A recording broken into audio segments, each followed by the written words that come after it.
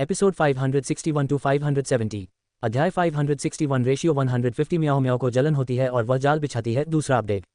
क्योंकि धनराशि नहीं निकाली जा सकी, इसलिए उन्होंने वित्तपोषण सुरक्षित करने के लिए बड़ा जोखिम उठाया और नए शेयरों के बाजार में आने का इंतजार किया।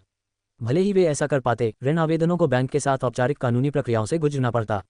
दुर्भाग्यवश राष्ट्रपति ली लगातार टालमटोल करते रहे और सभी अच्छे अवसरों को बर्बाद कर दिया।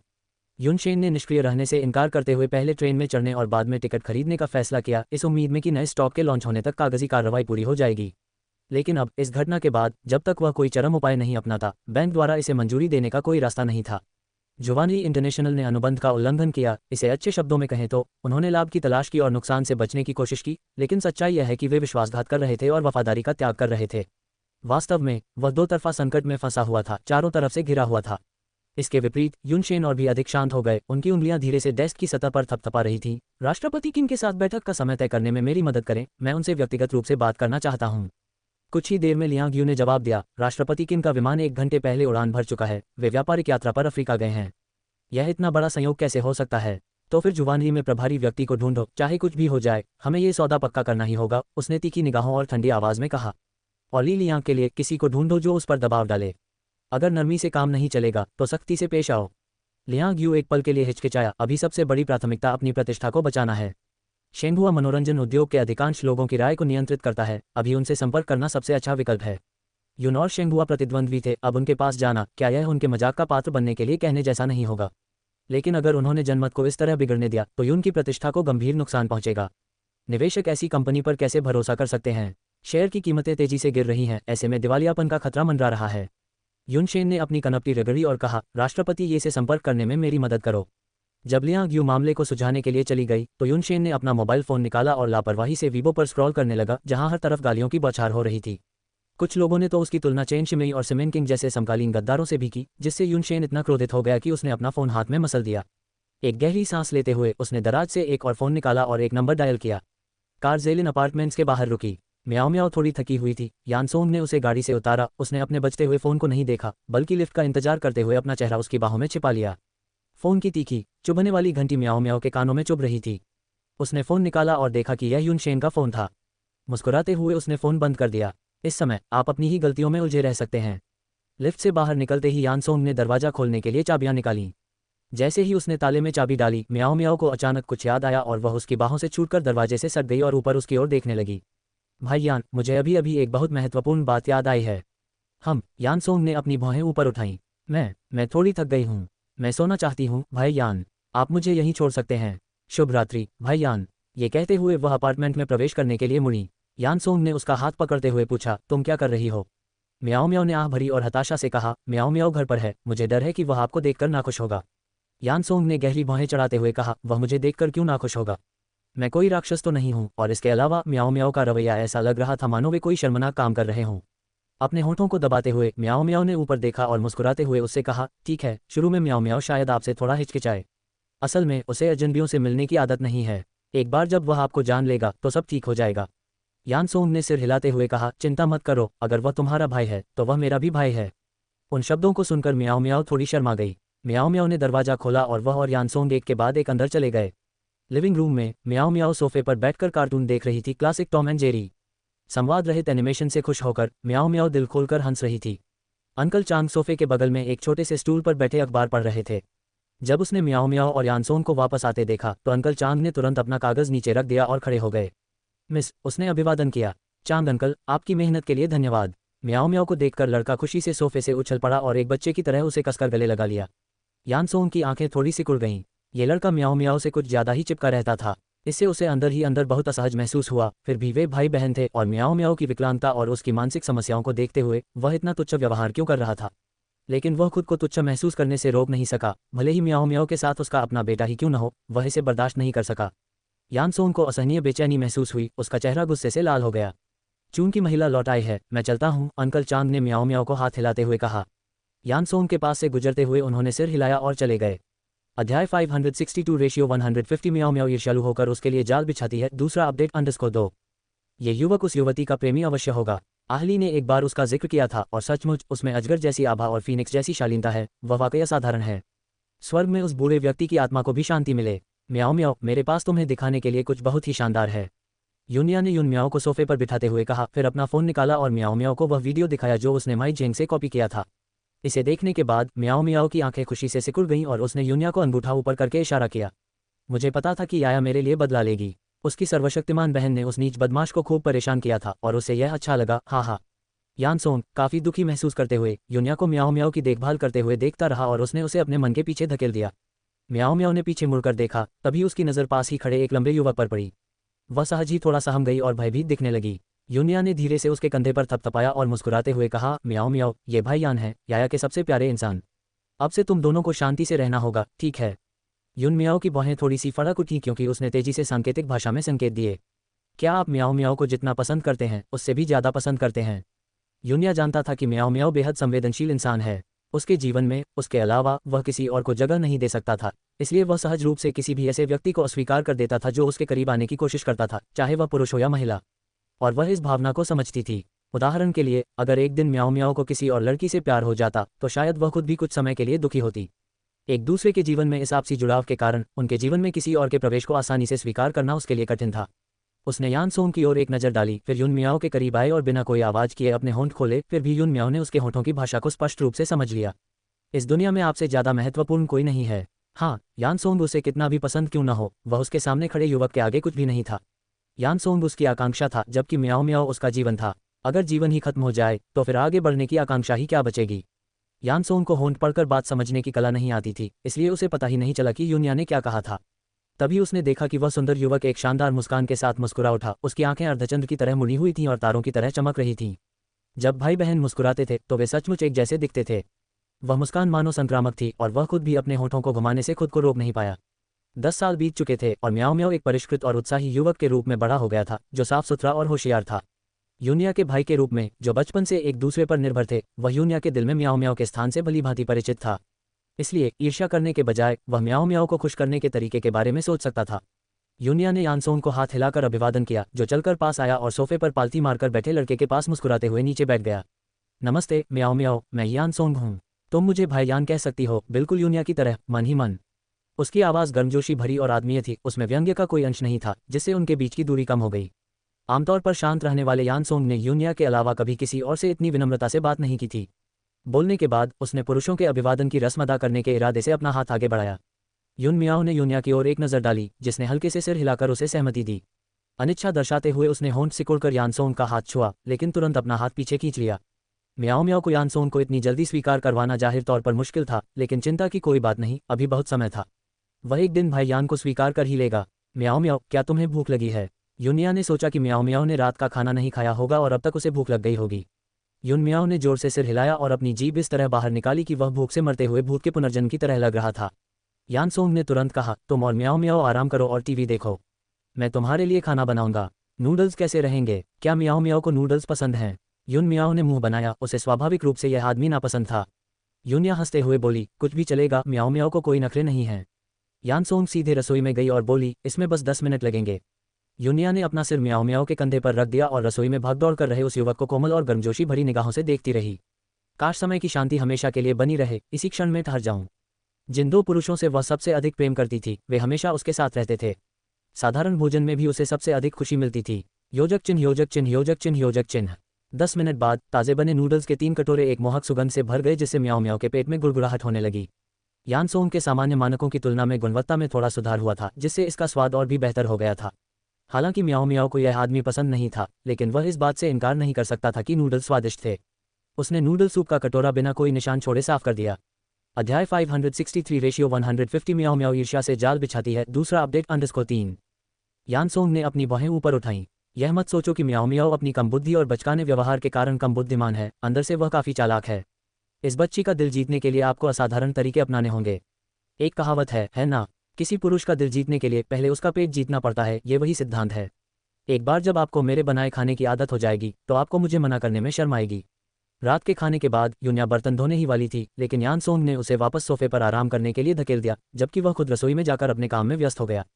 खाना खाने के तुरंत बाद बैठने से आपका वजन बढ़ जाएगा। कार्टून में तल्लीन होकर मियाओ मियाओ को पता ही नहीं चला कि यूनिया रसोई में घुस गई।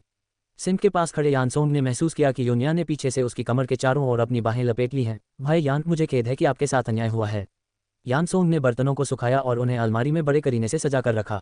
वह अपने काम को गंभीरता से लेता था और सफाई को लेकर बेहद जुनूनी था, इसलिए उसने बर्तनों को विशेष रूप से अच्छी तरह धोया। तो आप मेरी भरपाई कैसे करेंगे? यूनिया ने शरारती अंदाज में उसकी पीठ पर अपना सिर रगड़ा। आज रात यहीं रुक जाओ, मैं तुम्हारे साथ सोऊंगी। ये शब्द बेशर्मी से भरे थे, लेकिन यूनिया ने इन्हें सहजता से कहा। दोनों के बीच कोई झिझक नहीं थी, उन्होंने अंतिम किले को भेदने के अलावा लगभग सब कुछ कर लिया था।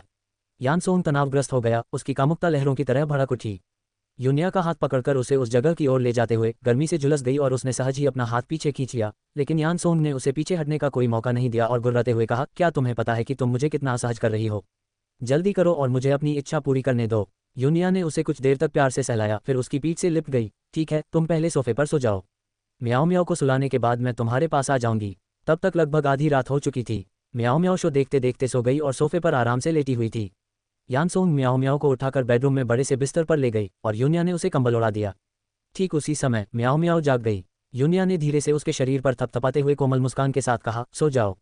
वे दोनों हमेशा साथ सोते थे। अक्सर यूनिया के दिलासा दिए बिना म्याओ म्याओ को नींद नहीं आती थी और म्याओ म्याओ को यूनिया की। यूनिया को म्याओ म्याओ की खुशबू स्वाभाविक रूप से नींद लाने वाली लगती थी। यून म्याओ ने नींद में ही यूनिया का हाथ खींचते हुए जगह बनाई, यह इशारा करते हुए कि यूनिया उसके बगल में आकर सो जाए। यूनिया ने हाथ के इशारे से यानसोंग को संकेत दिया, अपने जूते उतारे और यून म्याओ के बगल में लेट गई। यानसोंग ने अंधेरे में अपने दांत पीसे, उसे बिल्कुल भी उम्मीद नहीं थी कि यून म्याओ यूनिया से इतनी कसकर चिपकी रहेगी, यहाँ तक कि सोने के लिए भी उसे नहीं छोड़ेगी। ये सोचकर कि वे 10 साल तक इस तरह से रहे थे, उसके मन में असहनीय घुटन और पीड़ा का भाव भर गया, जिससे उसे तुरंत मुक्ति की आवश्यकता महसूस हुई। एक जोरदार आवाज के साथ उसने दरवाजा पटक दिया, जिससे हुए कंपन के कारण म्याओ म्याओ नींद में ही कांप उठा। यूनिया ने झट से अपनी बाहों को उसके कंधों के चारों ओर लपेट लिया, लयबद्ध तरीके से उसे दिलासा दिया और धीरे से उसकी पीठ थपथपाए। कुछ ही देर में म्याओ म्याओ शांत हो गया और उसकी हल्की हल्की सांसों की आवाज़ सुनाई देने लगी। मंद रोशनी में म्याओ म्याओ के शांत निर्मल सोते हुए चेहरे को देखते हुए यूनिया ने उसके गालों को सहलाया, अपना सिर उसके कंधे पर टिकाया और धीरे धीरे अपनी आंखें बंद कर लीं।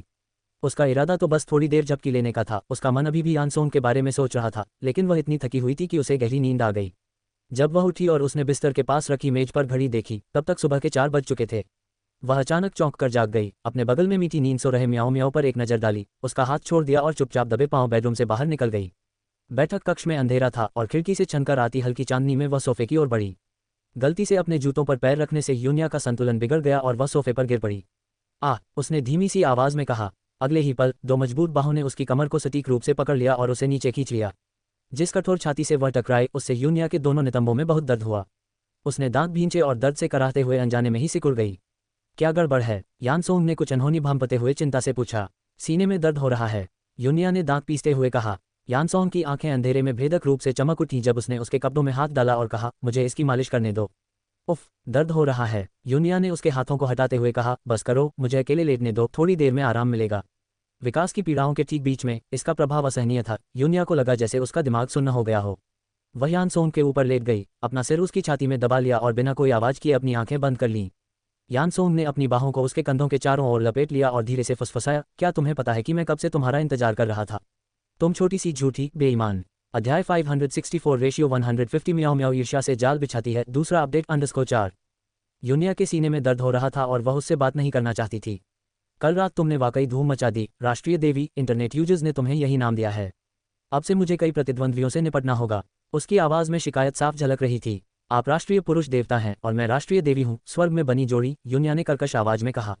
यानसोंग मुस्कुराई और बोली, सचमुच स्वर्ग में बनी जोड़ी है। क्या आज रात कांग जिनिक्सियन के साथ हुई घटना तुम्हारी साजिश थी? यानसोंग ने पूछा। वह जानता था कि उसे जवाब पता है, लेकिन फिर भी वह इसे उससे सुनना चाहता था। यूनिया ने अपनी आंखें बंद कर लीं और हल्के से हम कहा। यानसोंग ने आह भरी और उसके कमजोर शरीर को कसकर पकड़ लिया। तुम ये सब बोझ अकेले ही उठा रही हो। मुझे लगता है कि तुम्हारे प्रेमी के रूप में मेरी भूमिका अब बेकार हो गई है। तुम्हारी भूमिका मेरे लिए एक अच्छा आदमी बनने की है, समझ गए? यूनिया ने आत्मविश्वास से कहा। यानसोंग ने हंसते हुए कहा, तुम्हारा आदमी? हम। यूनिया को थोड़ा बेहतर महसूस हुआ। उसने अपना सिर उसके आलिंगन से उठाया, लेकिन उसका हाथ व्यस्त था। देखती हूँ कि छोटा भाई आजकल कैसा व्यवहार कर रहा है। यानसोंग ने कराहते हुए उसकी बांह पर अपनी पकड़ और कस ली। तुम? यूनिया खिलखिलाकर हंस पड़ी। देखो, यह मुझे नमस्कार कर रहा है।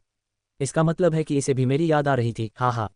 यूनिया के बोलते ही उसे अचानक लगा जैसे उसकी दुनिया घूम रही हो और वह यानसोंग के नीचे कसकर जकड़ी हुई थी। अरे, तुम क्या करने वाले हो?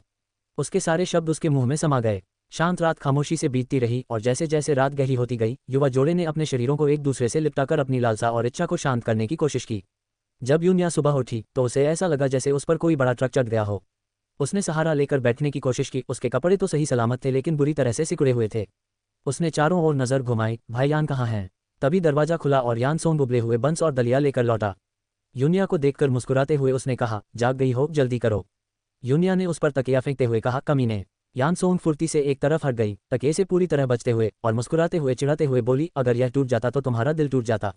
यूनिया ने उसे घूर कर देखा, तभी अचानक बेडरूम का दरवाजा खुल गया और म्याऊं म्याऊं लड़खड़ाते हुए अपनी आंखें मलते हुए बाहर निकली। यूनिया के बगल में बैठ गई और अपना सिर यूनिया के कंधे पर रखकर फिर से अपनी आंखें बंद कर लीं।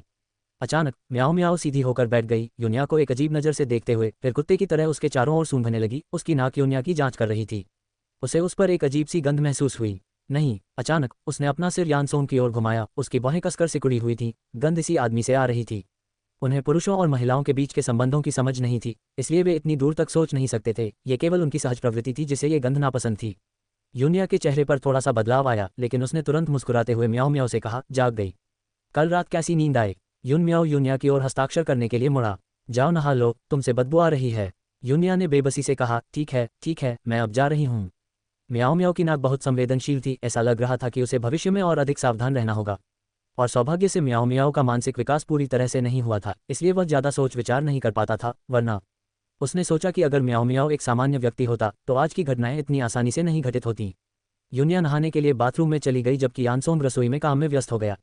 जैसे ही यानसोंग ने पीछे मुड़कर देखा, वह यून म्याओ को अपने पीछे भूत की तरह प्रकट होते देखकर चौंक गया। यून म्याओ की निगाहें उस पर टिकी हुई थीं, मानो यानसोंग किसी प्रकार का खतरा हो। यानसोंग मुस्कुराए, म्याओ म्याओ, क्या हुआ? यून म्याओ ने किसी तरह कागज का एक टुकड़ा निकाला और उसे यानसोंग के चेहरे के सामने रखा। उस पर साफ सुथरी लिखावट में एक संदेश लिखा हुआ था, अगर तुमने याया को तंग किया तो मैं तुम्हें कभी माफ नहीं करूंगी। जैसे ही यानसोंग कागज लेने ही वाला था, यून म्याओ ने झट से उसे वापस खींच लिया और उसकी जेब में डाल दिया। यानसोंग अपनी हंसी और रोने से खुद को रोक नहीं पाए और बोली, म्याओ म्याओ, तुम मुझे गलत समझ रही हो। मैं याया को कैसे तंग कर सकती हूँ? यून म्याओ ने गुस्से में एक और पहले से लिखा हुआ नोट निकाला, मुझे तुम बिल्कुल पसंद नहीं हो।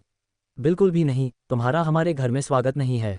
उसका अनुमान सही निकला, ये लड़का धूर्त था। यूनिया के सामने उसका व्यवहार कुछ और था और उसकी पीठ पीछे कुछ और। उसे तो ये भी शक था कि उसका भोला भाला होने का नाटक भी सिर्फ दिखावा था।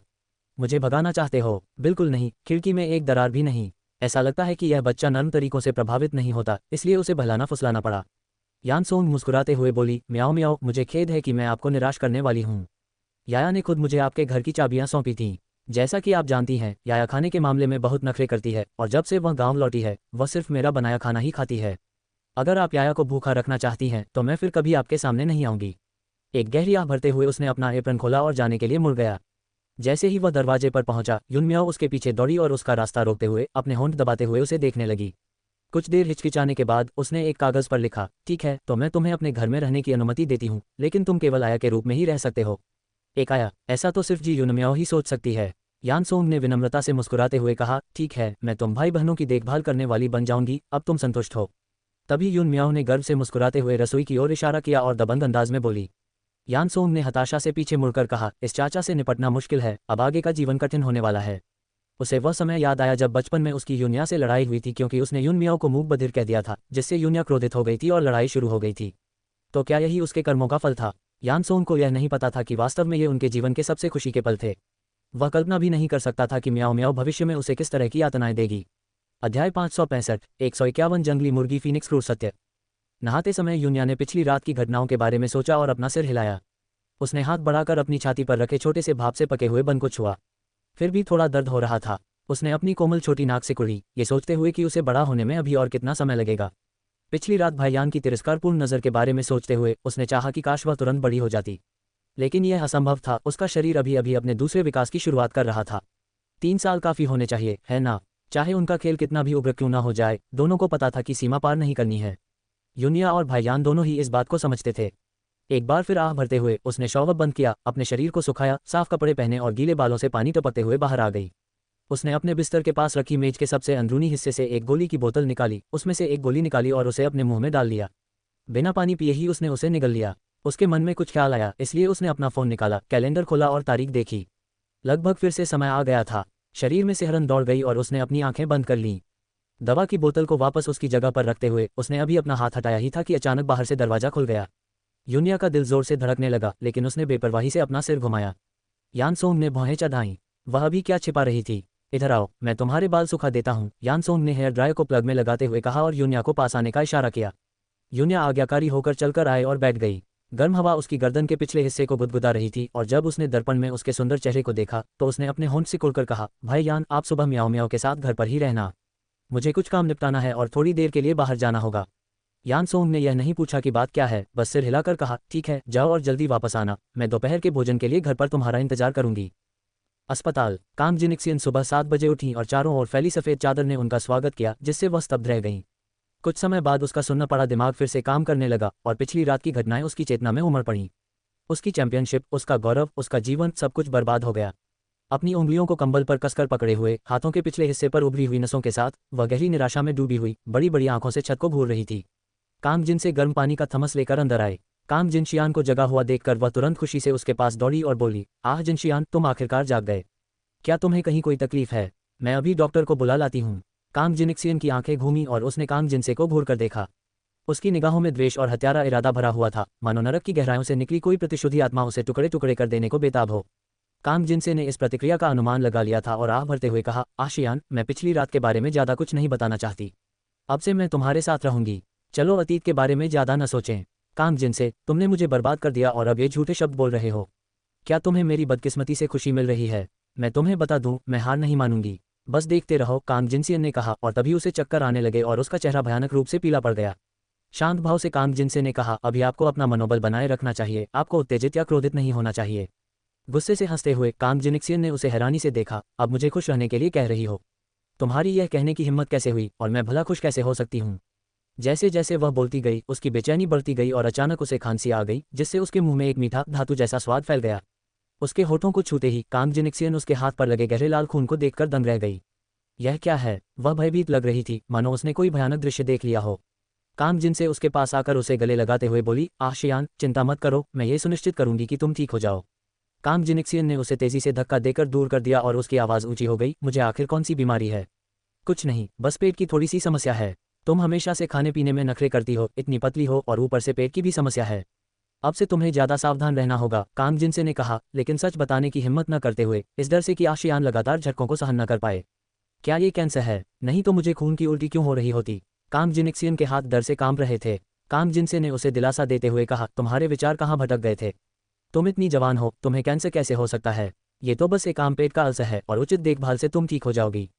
हालांकि कांग जिनिक्सियन को संदेह था, लेकिन कांग जिनसे ने उसके साथ जो किया था उसे याद करके उसके मन में घृणा की आग भड़क उठी। उसकी अपनी बहन ने उसे इतना गहरा दुख पहुंचाया था। सपनों में भी वह उसे जान से मारने की इच्छा करती थी, लेकिन उसे सहन करना पड़ा। वह भी घृणा के नशे में अंधा नहीं होने वाली थी। आशियान, क्या तुम्हें भूख लगी है? मैं नाश्ता खरीदने जाता हूँ। कांग जिनिक्सियन वापस लेट गया, जो भी हो। कांग जिनसे ने उसे अच्छे से आराम करने के लिए कहा और फिर कमरे से चली गई। हेयान कल रात गुस्से में आया था, जाहिर तौर पर आशियान को परेशान करने के इरादे से, लेकिन आशियान ने उसे भगा दिया था। उसे आश्चर्य हो रहा था कि क्या वह आज फिर आएगा। अध्याय 566, 151 जंगली मुर्गी फीनिक्स क्रूर सत्य अंडरस्कोर 2। कांग जिनसे ने मन ही मन सोचा कि शायद उसे आशियान को चुपके से किसी दूसरे अस्पताल में स्थानांतरित करने की आवश्यकता हो सकती है, लेकिन उसे इससे भी ज़्यादा डर इस बात का था कि जी यूनिया को पता चल जाएगा। अगर उसे पहले पता होता कि आशियान को ल्यूकेमिया है तो वह कभी भी जी यूनिया के साथ मिलकर आशियान को फंसाने की इतनी नीच हरकत नहीं करती। अफसोस की बात है कि दुनिया में पछतावे का कोई इलाज नहीं है। जी यूनिया के तौर तरीकों को देखते हुए उसे यकीन था कि वह आशियान को कभी नहीं छोड़ेगा और यहाँ तक कि उसकी उपयोगिता समाप्त होने के बाद उसे भी बेरहमी से त्याग दिया जा सकता है। अब जाकर उसे युनशु की याद आई, जिससे उसकी मुलाकात हाल ही में काफ़ी कम हुई थी। जी यूनिया को सिर्फ युनशु ही संभाल सकती थी। उसने युनशु के मोबाइल फ़ोन पर कॉल किया, लेकिन वह बंद था।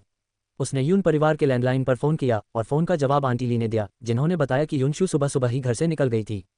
फ़ोन रखने के बाद आंटी ली ने दबी हुई घृणा से कहा, ये सब गली में भागते चूहों की तरह हैं, इनसे बात करना भी अपमानजनक लगता है। वहीं दूसरी ओर मिस यूनिया सचमुच प्रशंसनीय हैं। देखिए कल रात टेलीविज़न पर वो कितनी शानदार लग रही थीं।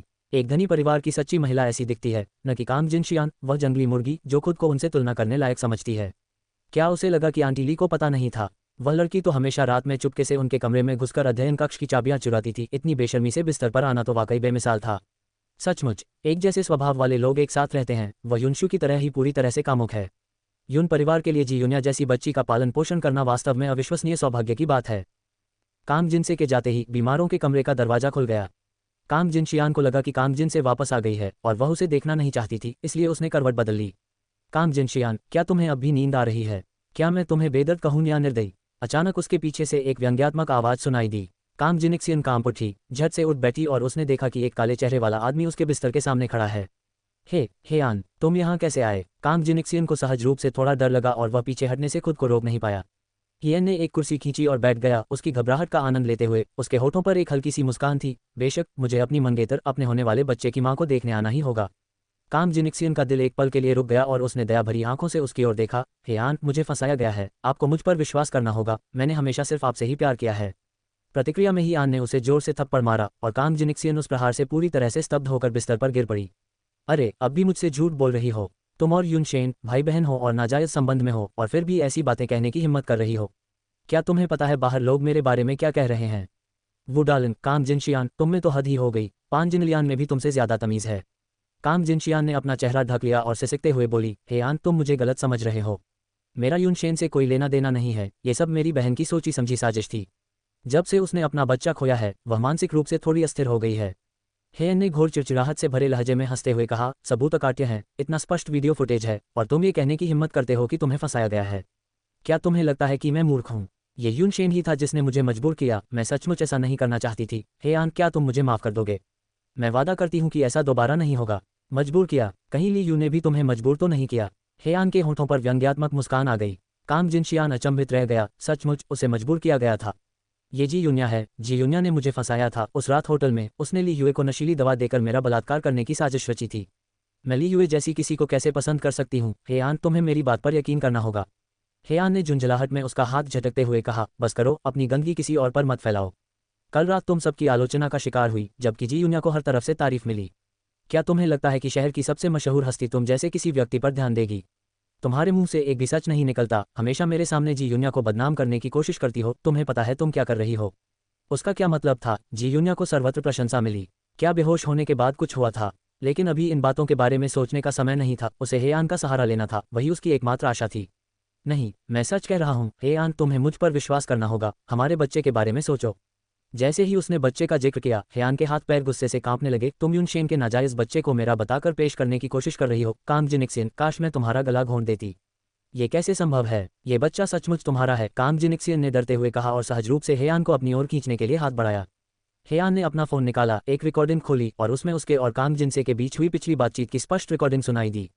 भाई की लाडली मैं ही हूँ, इस दुनिया में सिर्फ मैं ही उसके बच्चे पैदा करने के योग्य हूँ। अध्याय 567, 151 जंगली मुर्गी फीनिक्स क्रूर सत्य_3।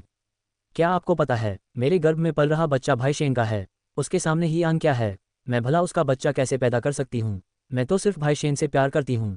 कांग जिनशियान का चेहरा एकदम पीला पड़ गया और अचानक वह आगे बढ़कर हेयान का फोन छीनने लगी। इसे बंद कर दो, मेरे लिए इसे बंद कर दो। ये सब झूठ है, मनगढ़ंत है, मैंने कभी ऐसे शब्द नहीं कहे। मन ही मन वह कांग जिनसे से सचमुच नफरत करती थी, जो निर्दयी और बेरहम थी और उसके पीछे हटने के सभी रास्ते बंद कर रही थी। हेयान ने तिरस्कार भरी मुस्कान के साथ पीछे कदम बढ़ाया और कांग जिनिक्सियन उसे पकड़ने में नाकाम रही, बिस्तर से लुढ़ककर पूरी तरह से अस्त व्यस्त हो गई। कांग जिनशियान, ये तो तुमने खुद कहा है। अगर तुम इसे स्वीकार नहीं करती हो तो कोई बात नहीं, मैं तुम्हें इसे स्वीकार करवा लूंगा। उसके होठों पर एक ठंडी मुस्कान थी। वह नीचे बैठ गया और जबरदस्ती उसकी ठोड़ी उठाकर उसे ऊपर देखने के लिए मजबूर किया। उसकी उंगलियां उसकी ठुड्डी पर फिर रही थी। उसका मन कर रहा था कि वह उसका गला घोंट दे, पर वह उसे इतनी आसानी से मरने कैसे दे सकता था? इस औरत ने उसकी भावनाओं के साथ खिलवाड़ किया था, और इससे भी असहनीय बात यह थी कि उसने उसे धोखा देने के लिए एक बच्चे का इस्तेमाल करने की हिम्मत की थी। उसके लिए उसका प्यार जितना गहरा था, अब नफरत भी उतनी ही गहरी हो गई थी। परसों रात मैंने अपनी आंखों से तुम्हें होटल में प्रवेश करते और प्रेसिडेंट डोंगहुई के साथ कमरा बुक करते देखा। मैं खुद को यह समझा सकती थी कि युनशेन और ली युए के मामले में तुम निर्दोष थी, लेकिन गुवान डोंगहुई का क्या? तुम अपनी मर्जी से उससे चिपकी रही। अगर तुम तब वापस लौट जाती तो मैं तुम्हें माफ कर देती। फिर भी अंत में तुमने मुझे धोखा दिया। हेयान की आवाज़ ठंडी और शांत थी, जिसने कांग जिनिक्सियन को अंदर तक कपकपा दिया। तुम उस रात होटल के बाहर थे? कांग जिनिक्सियन ने अविश्वास से पूछा। हियन ने उपहास उड़ाते हुए कहा, मैंने पूरी रात होटल के बाहर बिताई। कांग जिनशियान ने सिर हिलाते हुए कहा, मुझे एजेंट ने जबरदस्ती भेजा था। सच कहूं तो मैं बिल्कुल नहीं जाना चाहती थी। हेयान, क्या तुम मुझे माफ कर दोगे? प्लीज, क्या तुम्हें लगता है कि मैं तुम्हारी बात मान लूंगी? कांग जिनशियान, मैंने तुम्हें अच्छी तरह से पहचान लिया है। क्या इस दुनिया में तुमसे ज्यादा नीच कोई और है? हेयान ने अपना हाथ झटक दिया और कांग जिनशियान का चेहरा दूसरी तरफ मुड़ गया। उसके मुंह के कोने से खून की एक बूंद रिस रही थी। हियन ने एक बार फिर तिरस्कार भरी मुस्कान के साथ उठकर जाने लगा। मेरा इंतजार करो, मैं तुम्हें जीवन की भीख मांगने और मृत्यु की गुहार लगाने पर मजबूर कर दूंगा। हियान जा चुका था, लेकिन उसके शब्द अभिशाप की तरह उसके कानों में गूंज रहे थे। वह ठंडी जमीन पर बैठी थी, उसका दिल निराशा से भरा हुआ था। आखिर ये सब कैसे हुआ? उसकी इज्जत, उसका प्यार, उसकी जिंदगी, सब कुछ बर्बाद हो गया और उसका शरीर कमजोर हो गया। ऐसा क्यों होना था? गुस्से में आकर उसने तकिए और कंबल फर्श पर फेंक दिए और उन पर बेतहाशा पैर पटकने लगी, मानो उसका पूरा शरीर और भी ज्यादा पागल हो गया हो। काम जिन से नाश्ता लेकर अंदर आए और काम जिन शियान की हालत देखकर तुरंत उसके पास दौड़ी और बोली, आह शियान, तुम्हें क्या हुआ है? काम जिनिक्सियन के बिखरे हुए छोटे बालों के नीचे खून की प्यास से भरी आंखें थीं, जो एक द्वेषपूर्ण भूत की तरह ठंडी और भयानक थीं। काम जिन से, मैं तुम्हें मार डालूंगा। उसने बिस्तर के पास रखी मेज से एक फल काटने वाला चाकू उठाया और काम जिनसे पर झपटी, जिसने घबराहट में अपनी आंखें चौड़ी कर लीं और पीछे की ओर लड़खड़ा गई, लेकिन उसकी बांह पर वार हुआ, खून की एक धारा निकली और उसकी गोरी त्वचा पर बहने लगी। काम जिनसे दर्द से कराह उठी, लेकिन खून ने मानो काम जिनिक्सियन को और भी उत्तेजित कर दिया, जिससे वह बिना किसी सावधानी के और भी अधिक उन्माद के साथ काम जिनसे पर झपटी। आशियान, शांत हो जाओ। उसी क्षण डॉक्टर और नर्सें दौड़कर आए, काम जिनशियान को काबू में किया और उसके हाथ से चाकू छीन लिया। एक नर्स ने काम जिनशियान की गर्दन में सिरिंज से इंजेक्शन लगाया और कुछ ही देर में काम जिनशियान बेहोश हो गई। एक नर्स ने बिस्तर को साफ किया और काम जिनिक्सियन को उस पर लिटाया, साथ ही उसके लिए एक आईवी ड्रिप शुरू की। डॉक्टर ने काम जिनिक्सियन की जांच की और सिर हिलाते हुए कहा, मरीज को अब इस तरह से उत्तेजित नहीं किया जा सकता।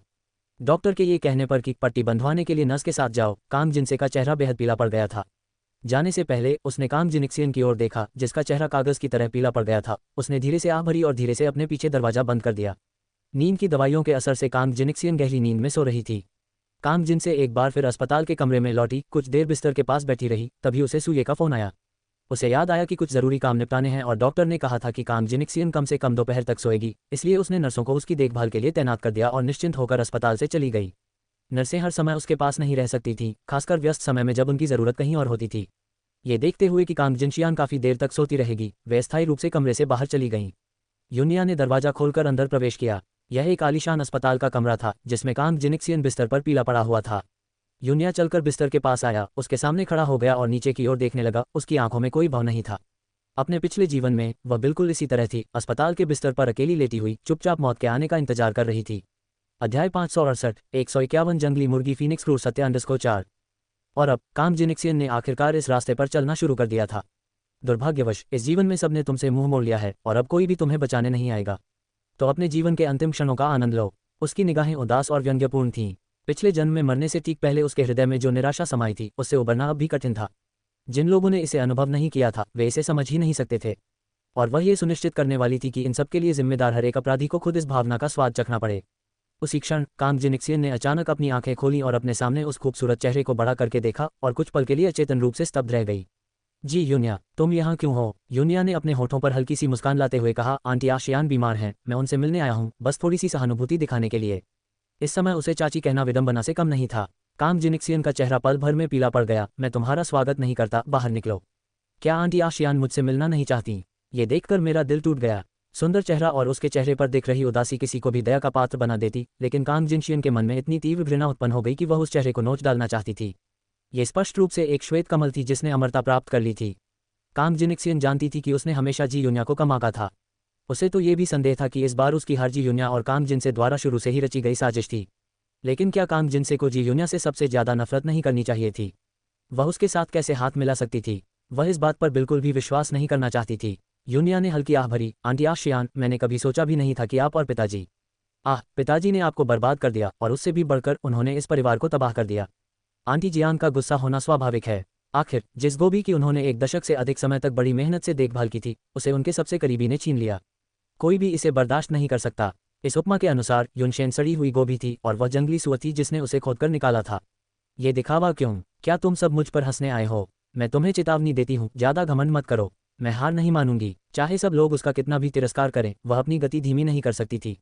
वह फिर से उठने के लिए दृढ़ संकल्पित थी। जब समय आएगा तो वह उसे नुकसान पहुंचाने वालों में से किसी को भी बख्शने वाली नहीं थी। यूनिया को लगा कि काम जिनशियान में अभी भी कुछ खूबियां हैं, जैसे शियाओ की आंख की सहनशीलता और उदाहरण के लिए वास्तविकता को जल्दी स्वीकार करने की उसकी क्षमता, जिसने उसे अंधकार से जल्दी उबरने में मदद की। अन्यथा बचपन में पड़ोसी द्वारा बलात्कार किए जाने के बाद एक ऐसा आघात जो अधिकांश लोगों को तोड़ देता, काम जिनशियान ने 10 साल की उम्र से पहले ही उस आदमी को बिना पलक झपकाए मार डाला था।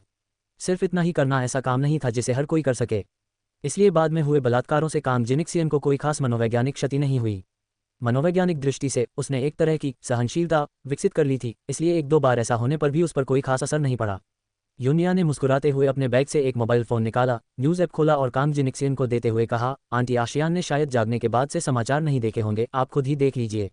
काम जिनशियान ने विश्वास और संदेह के मिले जुले भाव से उसे लिया। खोलकर देखा तो पाया कि सारी सुर्खियां उसी के बारे में थीं, लेकिन वे सभी गालियों से भरी थीं, उसे जनता का दुश्मन बताकर अपमानित कर रही थीं। शब्दों और वाक्यों में घोर तिरस्कार झलक रहा था, खासकर नीचे की टिप्पणियां इतनी भद्दी थीं कि सहन करना मुश्किल था। पूरा इंटरनेट उसके नाम से भर गया था। वह पूरे देश में बदनाम हो गई थी, लेकिन एक घोटाले की नायिका के रूप में। अगर वह अभी सड़क पर टहलने जाए तो शायद सड़े हुए अंडों और पत्ता गोभी के पत्तों से भरी टोकरी लेकर वापस आएगी। खबरों के बीच में जियांग जोहू की मशहूर हसीना जी यून्या के बारे में भी लेख थे, जो रातों रात प्रसिद्धि पा चुकी थी और अब उसे हुआ जिले की नंबर 1 हसीना माना जाता था, यहाँ तक कि उसे राष्ट्रीय देवी का दर्जा भी दिया गया था। सबकी नज़रों में वह खूबसूरत, शालीन, पवित्र और दयालु थी, दुनिया की सारी अच्छाइयों का साक्षात रूप। एक समाचार में उनकी तुलना जी यून्या से की गई थी, जिसका शीर्षक बहुत ही आकर्षक था, कांग जिनिक्सियन और जी यून्या के बीच का अंतर उतना ही चौड़ा जितना एक जंगली मुर्गी और एक फीनिक्स के बीच होता है। एक साथ दो तस्वीरों की तुलना करने पर पता चला कि वह मंच पर अस्त व्यस्त अवस्था में थी और इसमें वीडियो के कुछ अभद्र स्क्रीनशॉट भी शामिल थे, जबकि जी यून्या वह हमेशा सुंदर और नेक, किसी दिव्य प्राणी की तरह शालीन और गरिमा में पवित्र और दोषरहित थी। कितना क्रूर विरोधाभास है। जी यून्या आकाश में चंद्रमा की तरह थी, उज्ज्वल और बेदाग, सबकी प्रशंसा और चाहत, जबकि वह नाली में सड़ती हुई कीचड़ की तरह थी, असहनीय रूप से दुर्गंधयुक्त, जिसके कारण हर कोई अपनी नाक बंद करके दूर भाग जाता था, यहाँ तक कि मन ही मन कोसता भी था। ये वास्तविकता से बिल्कुल विपरीत था। नीचे दिए गए कमेंट्स में यह अंतर और भी स्पष्ट था। हर कोई जी यून्या को पसंद करता था, उसकी सुंदरता और शालीनता की प्रशंसा करता था, उसकी दयालुता और साधना से प्रभावित था और साथ ही उसे नीचा दिखाने का भी मौका नहीं छोड़ता था। सबकी नज़रों में वह और जी यून्या बिल्कुल अलग थीं, और जी यून्या के साथ उसका नाम जोड़ना भी जी यून्या के लिए कलंक और अपमान माना जाता था। अध्याय 569 151 जंगली मुर्गी फीनिक्स क्रूर सत्य _5। अंततः कांग जिनिक्सियन का सब्र टूट गया, उसका चेहरा गुस्से से विकृत हो गया और उसने गुस्से में अपना फोन फेंक दिया, जो जमीन पर गिरकर चकनाचूर हो गया। उसने अपना सिर घुमाकर अपने सामने खड़ी लड़की को देखा, जो बिल्कुल तस्वीर जैसी थी, सुंदर, सुरुचिपूर्ण, कुलीन और पवित्र, जिसके होठों पर हमेशा एक सौम्य मुस्कान रहती थी और वह एकदम परिपूर्ण दिख रही थी। वह इतनी ईर्ष्या से पागल हो रही थी कि कहने लगी, तुमने ये जानबूझकर किया है ना? क्या कल रात की सारी साजिश तुमने ही रची थी? उस पल उसे आखिरकार समझ आ गया कि कांग जिनसे जी यून्या द्वारा इस्तेमाल किया जाने वाला एक और मोहरा मात्र था, सब कुछ उसी की करतूत थी। कितनी निर्दयी! वह उकसाने वाली थी, फिर भी वह दर्शकों के बीच बैठी उसे देख रही थी, जब हजारों लोग उस पर उंगली उठा रहे थे और उसे कोस रहे थे। हर कोई उसे डांट रहा था, लेकिन उकसाने वाली की दुनिया के सबसे खूबसूरत शब्दों में प्रशंसा कर रहा था। ये कैसा एहसास था? हाँ, ये सब मैंने ही प्लान किया था। यून्या ने इससे इनकार नहीं किया, बल्कि उसने शांत भाव से इसे स्वीकार कर लिया। कांग जिनिक्सियन उसे ऐसे देख रही थी मानो वह कोई भयानक चीज देख रही हो। उसके चेहरे की मांसपेशियां तेजी से फड़क रही थीं और उसका रंग भयावह रूप से पीला पड़ गया था। जी यून्या, तुम शैतान, इस दुनिया में तुम्हारे जैसा भयानक कोई कैसे हो सकता है? तुम निर्दयी, नीच, दुष्ट, तुम मर क्यों नहीं जाती? वह अपनी पूरी ताकत से चीखी। तनाव से उसका चेहरा लाल हो गया, गर्दन की नसें फूल गईं। अचानक उसकी आंखें चौड़ी हो गईं और मुंह से खून की एक बूंद बाहर निकल आई। यून्या के होंठों पर एक कोमल मुस्कान आ गई और वह कांग जिनिक्सियन के करीब झुककर उसके कान में धीरे से कुछ फुसफुसाया। क्योंकि मैं तो पहले ही मर चुका हूँ, तुम सही कह रहे हो, मैं नरक से निकला एक दानव हूँ और तुम्हारा सारा दर्द मैंने खुद बड़ी सावधानी से रचा है। तुम्हें इस दयनीय और पीड़ादायक अवस्था में देखकर मुझे सबसे ज्यादा खुशी मिलती है। समझे? गिरे हुए कुत्ते को पीटना कितना सुकून देता है। यून्या ने व्यंग्य भरी नजरों से उसकी ओर देखा और फुर्ती से एक तरफ हट गई, क्योंकि कांग जिनिक्सियन एक दुष्ट आत्मा की तरह उस पर झपटी। धड़ाम, वह सिर के बल जमीन पर गिर पड़ी। काफी देर तक कोई हलचल नहीं हुई। यून्या चुपचाप वहीं खड़ी इंतजार करती रही। कांग जिनिक्सियन खुद उठी, उसका मुंह खून से भरा हुआ था, उसकी नाक भी टूटी हुई थी, उसके बाल बिखरे हुए थे और उसका रंग भूतिया पीला पड़ गया था। वह लगभग एक पिशाच जैसी लग रही थी। यून्या की निगाहें शांत और उदासीन थीं, मानो वे किसी मृत सागर की तरह निर्मल हों। पर्याप्त नहीं था, यह अभी भी पर्याप्त से बहुत दूर था। कांग जिनशियान, जब तुम 9 साल की थी तब तुम्हारे पड़ोस में रहने वाले अंकल वांग ने तुम्हारा बलात्कार किया था, क्या तुम्हें वह बात अभी भी याद है? यून्या ने अचानक कहा। कांग जिनशियान ने दांत पीसे, यह उसके जीवन का सबसे भयानक दुस्वप्न था। उसने इसके बारे में कभी किसी से बात नहीं की थी। जी यून्या को इसके बारे में कैसे पता चला? यून्या के होंठ हल्के से मुड़े और वह कांग जिनशियान की ओर बढ़ी। एक हफ्ते बाद अंकल वांग की अचानक मौत हो गई। सबको लगा कि यह स्ट्रोक था। दुर्भाग्य से हर अपराध के कुछ निशान रह जाते हैं। तुमने ही तो उन्हें मारा था, है ना? मुझे नहीं पता कि आप किस बारे में बात कर रहे हैं। अंकल वांग क्या कह रहे हैं? किस तरह का स्ट्रोक है? मुझे समझ नहीं आ रहा है। कांग जिनिक्सियन ने साफ इनकार कर दिया। इतना समय बीत जाने के बाद क्या आपको लगता है कि मैं पुलिस के पास जाऊंगा? आपको जेल भेजना तो आपको बहुत आसानी से छोड़ देने जैसा होगा। यून्या ने कांग जिनिक्सियन के चेहरे पर राहत देखी और उसके होंठ हल्के से मुड़े, जो बहुत ही भोलापन भरा था। क्या तुम जानते हो कि वो अंकल वांग कौन थे? यून्या ने कांग जिनिक्सियन के चेहरे को घूरते हुए कहा। उसकी आंखों में उत्साह और द्वेष दोनों झलक रहे थे। ये रहस्य उजागर हो गया है। कांग जिनिक्सियन, क्या आप शांत रह सकते हैं? कांग जिनिक्सियन एक पल के लिए स्तब्ध रह गया। तुम्हारे पिताजी कस्बे में बढ़ई का काम करते थे और अक्सर घर नहीं आते थे। तुम्हारी माँ अकेली रह जाती थी और स्वाभाविक रूप से पड़ोसी बूढ़े वांग से उनका रिश्ता बन गया। बाद में तुम्हारी माँ गर्भवती हुई और उसने एक बच्ची को जन्म दिया। मुझे बताओ, तुम्हें क्या लगता है कि उस बच्ची का असली पिता कौन है? तुम्हें सबसे बेहतर पता होगा, है ना? आखिर तुम यूनशेन और हेआन के बच्चों की माँ बनने वाली थी।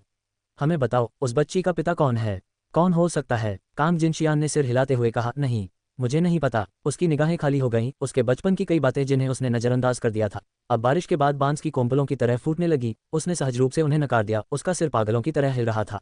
यूनिया ने अपनी भौहें उठाईं, उसकी आवाज़ कोमल थी फिर भी हर शब्द एक तेज चाकू की तरह उसके दिल पर बेरहमी से प्रहार कर रहा था। तुम अपनी माँ और पड़ोस में रहने वाले बूढ़े वान की नाजायज़ बेटी हो, वरना तुम्हारी माँ इतनी खूबसूरत होती तो तुम्हें उसकी शक्ल का जरा सा भी अंश विरासत में क्यों नहीं मिला? जरा सोचो वो आदमी कैसा दिखता था, क्या तुम उससे मिलती जुलती नहीं हो? नहीं, तुम झूठ बोल रहे हो, ये सब नकली है, सब कुछ। उसने इनकार किया। कांग जिनशियान, तुम्हारे जैविक पिता ने तुम्हारा बलात्कार किया और फिर तुमने अपने ही जैविक पिता की हत्या कर दी। भले ही यह कितना भी दयनीय क्यों ना हो, तुमने पितृहत्या की है, स्वर्ग तुम्हें दंडित करेगा। अध्याय 570 151 जंगली मुर्गी फीनिक्स क्रूर सत्य _6। अंततः कांग जिनशियान सिर पकड़कर गिर पड़ी और बोली, मुझे विश्वास नहीं हो रहा, इनमें से कुछ भी सच नहीं है, कुछ भी नहीं। हालांकि उसके मन में उस व्यक्ति का घिनौना चेहरा उभर आया जिसने उसके साथ हिंसा की थी, वह चेहरा। वह इसे और सहन नहीं कर सकी और जोर जोर से रोने लगी। ऐसा क्यों हुआ? ऐसी सच्चाई जानने के बाद कोई भी शांत नहीं रह सकता था। जब तक आप मनुष्य हैं, इस दुनिया में रह रहे हैं, आपको प्रकृति और नैतिकता के नियमों का पालन करना होगा, अन्यथा आप जानवरों से कैसे अलग हैं? कांग जिनिक्सियन टूट गई, ऐसे क्रूर सत्य को सहन करने में असमर्थ। उसने खून की उल्टी की और बेहोश हो गई।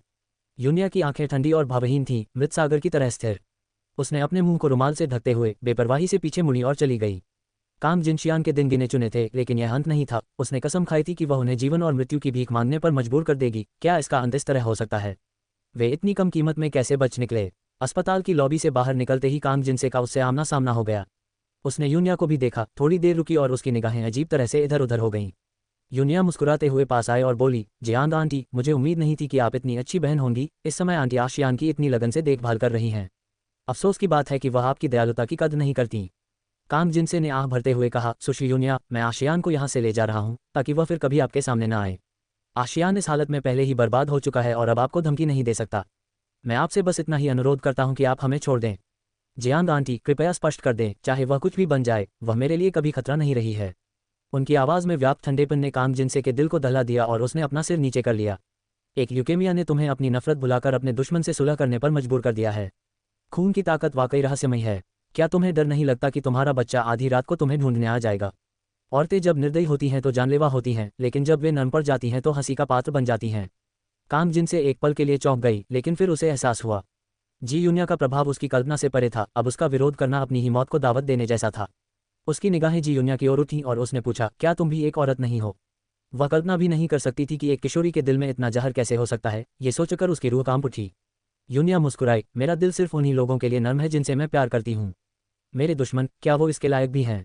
सफ़ेद भेड़िए को तुमने खुद पाला है, अगर दोबारा कटवाना चाहते हो तो कोशिश करके देखो। इतना कहकर उसने कांग जिनसे के पट्टी बंधे हाथ पर ताना मारा।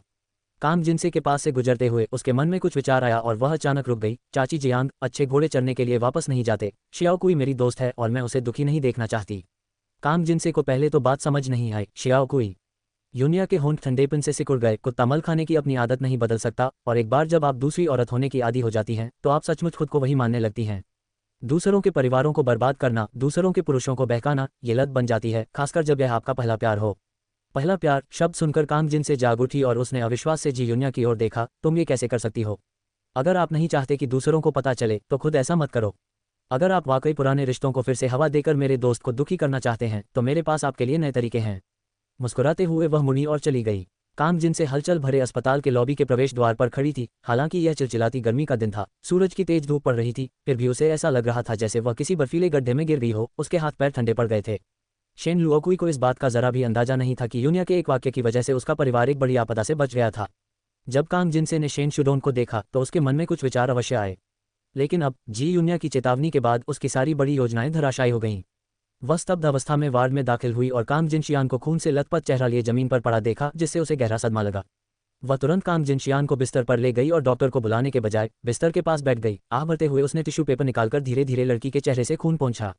जी यूनिया उन्हें बख्शने वाली नहीं थी, लेकिन जी यूनिया का विरोध करने पर शायद वह और आशियान और भी जल्दी मर जाएंगी। युनशु की बात करें तो अब उसे कोई उम्मीद नहीं बची थी। उसे लगा कि युनशु भी शायद जी यूनिया के जाल में फंस गई है। क्या आप युनशेन से मदद की उम्मीद कर रहे हैं? वह आदमी शायद इस समय उन बहनों का गला घोंटकर मार डालने के अलावा और कुछ नहीं चाहता होगा। पीछे मुड़कर देखें तो वास्तव में उनकी वर्तमान दुर्दशा के लिए वही जिम्मेदार थी। कॉकटेल पार्टी में युनशेन को पहली बार देखते ही वह उससे प्यार करने लगी थी। उस समय युनशेन की शादी जिलानी से नहीं हुई थी और उसे लगा कि उसके पास एक मौका है, इसलिए वह धीरे धीरे उसके करीब आने लगी, लेकिन युनशेन ने उसे बेरहमी से ठुकरा दिया। आगे की कहानी सुनाने के लिए वी एम स्टोरी वर्ल्ड को सब्सक्राइब करो।